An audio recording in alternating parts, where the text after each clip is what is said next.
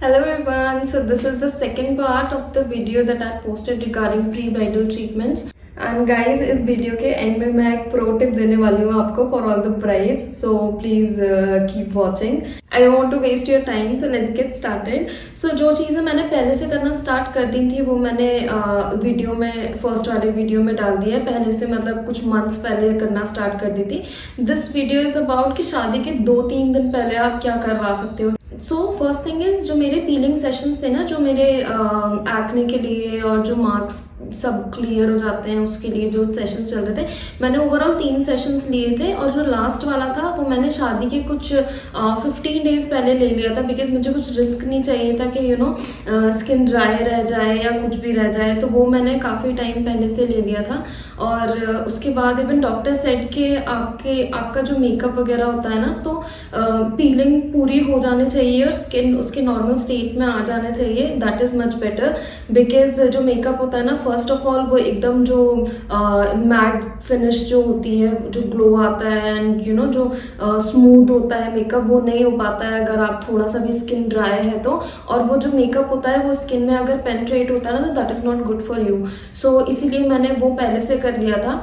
Now secondly, मैंने शादी के पहले obviously you have to get rid of all the hair, and उसके लिए मैंने क्या किया था, मैंने अपना लेज़र का एक सेशन उस टाइम के लिए बचा के रखा हुआ था. तो मैंने एक लेज़र का सेशन लिया था मेरी शादी के 3 दिन पहले. ओके, सो मेरा जो लेज़र का कवरेज है that was basically the intimate area like bikini and under arms and legs.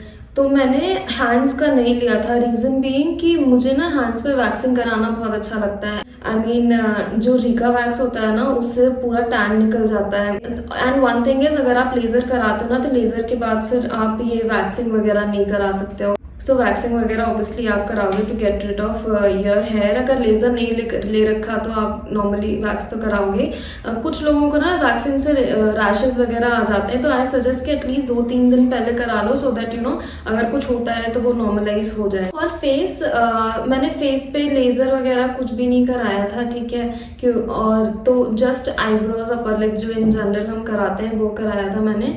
और मेरी स्किन ना after going to this doctor already इतनी स्मूथ हो गई थी कि मुझे और कुछ कराने का बिल्कुल मन नहीं था. आई वाज लाइक कि क्यों ही ज़बरदस्ती कराना, बिकॉज मैं फेशियल नहीं कराती हूँ, मुझे सूट भी नहीं होता फेशियल तो कभी कभी बस मैं डिटैन करा लेती हूँ, वरना मुझे फेशियल सूट नहीं होते. तो क्लीनअप फेशियल ये सब मैं ज़्यादा नहीं कराती हूँ. मैंने क्या किया था, मैंने ना ब्लीच किया था सिर्फ, ठीक है.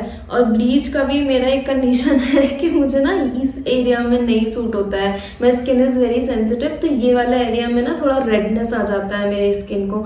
तो मैं ब्लीच करती थी ना, तो मैं सिर्फ इतना करती हूँ. इन जनरल भी अगर मैं करती हूँ तो मैं वैसे तो मैं बहुत ज़्यादा प्रेफर नहीं करती. शादी में I mean I was suggested कि करवा लेना चाहिए, तो मैंने ना सिर्फ यहाँ पर किया था, जहाँ पर हल्का हल्का जो लाइक बहुत ही रोम जैसा होता है, जो एकदम सॉफ्ट वाले हेयर होते हैं ना, वैसा होता है.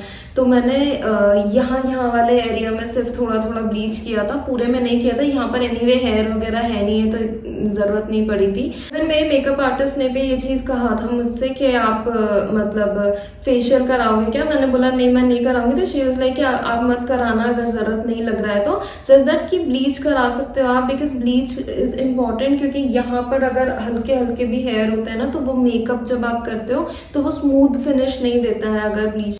Another thing that I did was nail extensions. I'm not a very big fan of nail extensions because मैं consultant हूँ by profession and मुझे बहुत टाइप करना पड़ता है, मेरा बहुत काम रहता है लैपटॉप से. It's not very comfortable लेकिन मैंने अपने engagement में और शादी में करवाया था nail extension and बहुत लंबा नहीं कराया था, like आजकल जैसे चल रहे हैं, एक थोड़ा minimum length पे कराया था so that I'm comfortable. Nail extension and why am I fumbling? So nail extension and nail art, that is another thing. So the next in the list is manicure and pedicure. अगर कोई लड़का ये video देख रहा होगा ना, तो वो सोच रहा होगा कि लड़कियों का कितना झमेला होता है. And I know होता है. So manicure and pedicure is something that I did. nail extension के पहले करा लिया था manicure and pedicure, and जो मसाज वगैरह देते हैं ना, हाँ मज़ा आ जाती है. नाउ टॉकिंग अबाउट हेयर, सो मैंने हेयर में कुछ नहीं कराया था बिकॉज थोड़ा सा रिसर्च कर रही थी ना, तभी मैंने पढ़ा था कि ये रीबॉन्डिंग वगैरह, ये हेयर ट्रीटमेंट, ये सब कुछ नहीं कराना चाहिए। अपने हेयर को नेचुरल रखो, क्योंकि जो हेयर स्टाइल्स होते हैं ना, वो नॉर्मल हेयर में सबसे अच्छे लगते हैं। जो रीबॉन्ड किए हुए, जो स्ट्रेट बहुत ज़्यादा स्ट्रेट किए हुए हेयर होते हैं, उसमें नहीं ठीक से बन पाते हैं। सो मैंने हेयर में कुछ नहीं कराया था। हाँ, मैंने हेयर कलर कराया था, जो मैंने इंगेजमेंट के पहले कराया था एक्चुअली, और वही मेरा शादी तक चल गया था, क्योंकि एंगेजमेंट के शादी के बीच में अराउंड 1 to 2 मंथ्स का गैप था, तो वो मेरा चल गया था। थोड़ा सा यहाँ से नीचे आया था, but that was fine. And तो मैंने ग्लोबल हेयर कलर कराया था सिर्फ, दैट इज ऑल। और नीचे से थोड़ा सा ट्रिम कराए थे, क्योंकि मुझे लेंथ कम नहीं करनी थी, बिकॉज बहुत सारे हेयर स्टाइल्स बनने वाले थे जो मैंने चूज करके रखे हुए थे पहले से।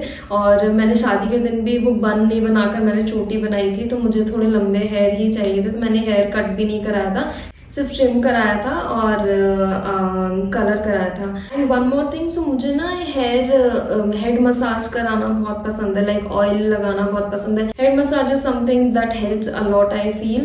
एंड क्योंकि आई मीन यू नो, आप काम कर रहे हो, आप कॉर्पोरेट वाले मेरा दर्द समझ पाएंगे, तो इतना ज़्यादा प्रेशर होता है ना, तो मुझे इन जनरल भी हेड मसाज करवाना बहुत पसंद है। एंड शादी के पहले तो मैं कराती थी, और इतना क्योंकि स्ट्रेस हो रहा था ना, तो वो स्ट्रेस रिलीफ के लिए बहुत अच्छा था। इवन आप स्पा वगैरह भी करा सकते हो, बट ऑयल्स वगैरह थोड़ा सा ध्यान से यूज करना, कौन से ऑयल्स यूज करना। So this is all that I did. इसके अलावा नहीं कराया था मैंने कुछ। मुझे ना कई सारी चीज़ें सजेस्ट करते थे, जैसे मैं लेज़र कराने जाती थी ना, तो जहाँ पर जाती थी वहाँ पे बहुत कुछ होता था, तो मुझसे बोलते थे PRP कर लो, पर मुझे ये इंजेक्शन एंड ऑल इन सब में नहीं पड़ना था, मुझे फेशियल भी नहीं कराना था। समहाउ मैंने येलो पील बहुत डर डर के एक्सपेरिमेंट किया था, और luckily it suited me, I loved it. उसका एक्सपीरियंस मैं डालने वाली हूँ नेक्स्ट वीडियो में। एंड एक चीज़ थी जो मुझे करानी थी पर मैं नहीं करवा पाई थी, वो था आई लैशेज एक्सटेंशन। वो समहाउ मेरे स्केड्यूल में नहीं बैठ पाया था, क्योंकि ये सारी चीज़ें मेरे ऑफिस के साथ चल रही थी, तो कैसे तो भी मैनेज हो रहा था, और I mean I couldn't get time. और मैंने कुछ वीडियोस देख लिए थे उस टाइम पे, जहाँ पर पीपल शेयर देयर एक्सपीरियंस कि in the morning it becomes difficult to open your eyes, and ये हो जाता है, वो हो जाता है, तो मुझे थोड़ा सा डर लग गया था उस चीज़ का, तो वो मैंने नहीं करवाया था। But that is something that I'm gonna try, and I will definitely post a video about it. Maybe first anniversary के अराउंड, या फिर मैं कहीं बाहर घूमने जाऊंगी तो उसके पहले मैं करवाऊंगी। Now here is my pro tip. So I'll tell you what, मेरे wedding day पे something happened, and उसके कारण मैं बहुत अपसेट हो गई थी। सो वो ना मेरे कुछ फोटोज में इतना ज्यादा विजिबल है, तो अगर आप मेरे एंगेजमेंट के, मेरे शादी के वो फोटोज देखोगे ना, तो आपको समझ आएगा the difference and what I am talking about. तो नो मैटर कौन आपको बोलता है कि ब्राइड्स को तो शाय रहना चाहिए, या फिर इतना मत हंसो, इतने जोर से क्यों हंस रहे हो, इतना वाइड क्यों हंस रहे हो, एंड मेकअप आर्टिस्ट बोल सकते हैं आपको कि इतना जोर से मत हंसो, क्रैक्स आ जाएंगे, क्रीज आ जाएगा आपके मेकअप में, तो किसी का कुछ मत सुनना, कुछ नहीं होगा। Happiest brides are the prettiest, I am telling you, personal experience से बता रही हूँ मैं। तो so don't bother about anything, just enjoy your wedding, and don't make this mistake that I made. So just stay happy and enjoy your wedding. Mostly सबकी एक ही बार होती है। So that's it for this video. I hope you all liked it. So in the next videos I'm gonna elaborate more upon these yellow peels, कितना cost था, laser का कितना cost था, acne treatment में और क्या क्या करना चाहिए, जो जेल मैंने यूज किए थे, काफी सारे details I want to give you all. So please subscribe to my channel if you feel like this is something that is relevant for you, and I hope you have a great day. Thank you so much. Bye bye.